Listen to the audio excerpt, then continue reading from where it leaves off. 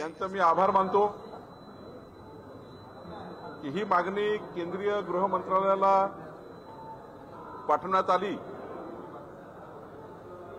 आणि केंद्रीय गृहमंत्री अमित शाह आणि माननीय मुख्यमंत्री देवेंद्र फडणवीसजी यांनी आज गृह मंत्रालय आणि महाराष्ट्र शासनाने अधिसूचना जाहीर केली आणि आजपासून इस्लामपूरचं नाव ईश्वरपूर करण्यात आलं। हा एक मोठा निर्णय आज सामान्य प्रशासन विभागाने अधिसूचना काढून जाहीर केला। मी केंद्रीय गृहमंत्री अमित शहाजी आणि माननीय मुख्यमंत्र्यांचे आभार मानतो। इस्लामपूरच्या जनतेची, नगर परिषदेच्या जनतेची मागणी त्यांनी पूर्ण केली आणि गोपीचंद पडळकरची मागणी पूर्ण केली आणि आजपासून इस्लामपूर नगर परिषदेला उरून ईश्वरपूर असे नाव देण्यात आले। त्यामुळं ही अधिसूचना आज जाहीर झालेली आहे। मी माननीय मुख्यमंत्री देवेंद्र फडणवीसजी आणि माननीय देशाचे गृहमंत्री अमित शाह यांचे आभार मानतो। या निर्णयाला सातत्याने विरोध केला जात होता। मध्यंतरी खासदार अब्दुल ओवैसी महाराष्ट्र दौऱ्यावर असताना त्यांनी इस्लामपूरचं ईश्वरपूर करण्याला विरोध असेल किंवा संभाजीनगर या नावात बदल झाला त्यालाही विरोध केला होता। कोणी विरोध केला याला अर्थ नाही। जनतेची मागणी काय आहे? इस्लामपूरच्या जनतेने आमदार गोपीचंद पडळकरजी जनप्रतिनिधींनी सभागृहामध्ये, विधिमंडळाच्या सभागृहामध्ये अनेक वेळा मागणी केली होती आणि जनतेने वारंवार निवेदन दिले होते की इस्लामपूरचं नाव ईश्वरपूर करा आणि त्यावर माननीय मुख्यमंत्र्यांनी देवेंद्र फडणवीसजींनी माननीय अमित शाह गृहमंत्र्याकडे ह्या प्रस्ताव पाठवला होता।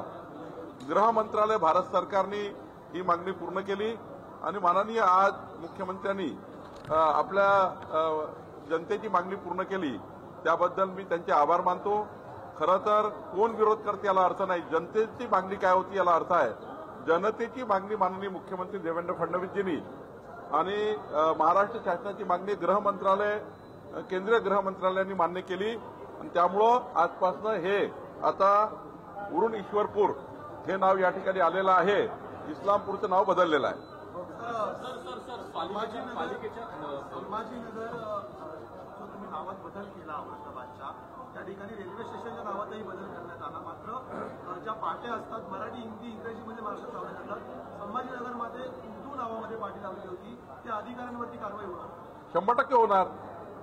जर महाराष्ट्र शासनाने, केंद्रीय गृह मंत्रालयाने या ठिकाणी जेव्हा निर्णय घेतला, अधिसूचना आली, आता यानंतर तिथे कुठलंही उर्दूमध्ये वगैरे करता येत नाही। त्या ठिकाणी जो निर्णय झाला आहे त्या निर्णयाला आपल्याला पुढे न्यावं लागतं। कोणी अधिकाऱ्याने असं केलं असेल तर कारवाई होईल।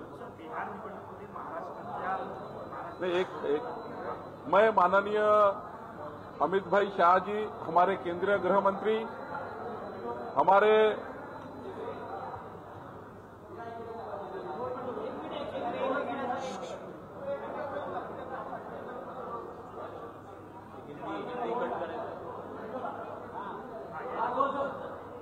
सांगली जिला में इस्लामपुर नगर पालिका में जनता की डिमांड थी। इस्लामपुर नगर पालिका में जनता ने डिमांड की थी।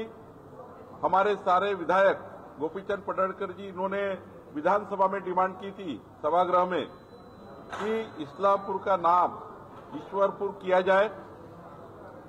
महाराष्ट्र सरकार ने केंद्रीय गृह विभाग को ये प्रस्ताव भेजा था और मैं आज केंद्रीय गृह मंत्री अमित शाह जी का और हमारे मुख्यमंत्री देवेंद्र फडणवीस जी का जनता की ओर से आभार व्यक्त करता हूं कि इस्लामपुर को उरून ईश्वरपुर का नाम दिया गया। आज इसका नोटिफिकेशन जारी कर दिया गया, अधिसूचना जारी कर दी। अब इस्लामपुर नाम नहीं होगा, उरून ईश्वरपुर ये नाम होगा। मैं सारी जनता की ओर से फिर एक बार अमित शाह जी और देवेंद्र फडणवीस जी का आभार व्यक्त करता हूं। सर, बीएमसीच्या खर्चाच्या काळामध्ये मोठा घोटाळा आहे, तो लोकसभेने उघड केलेला आहे। एकंदर कॉन्ट्रॅक्ट रद्द झालेले आहेत आणि स्वच्छता कर्मचारी सुद्धा त्यांना कॉन्ट्रॅक्ट संपलेला आहे। तसं पाहता या घोटाळ्याकडे कारवाई होणार का? जर घोटाळा झाला तर कारवाई होणारच आहे। त्यामुळे एकदा घोटाळा काय झाला तो जरा त्या ठिकाणी चौकशीचा जर भाग असेल तर चौकशी होऊन त्या ठिकाणी कारवाई होईल। Thank you.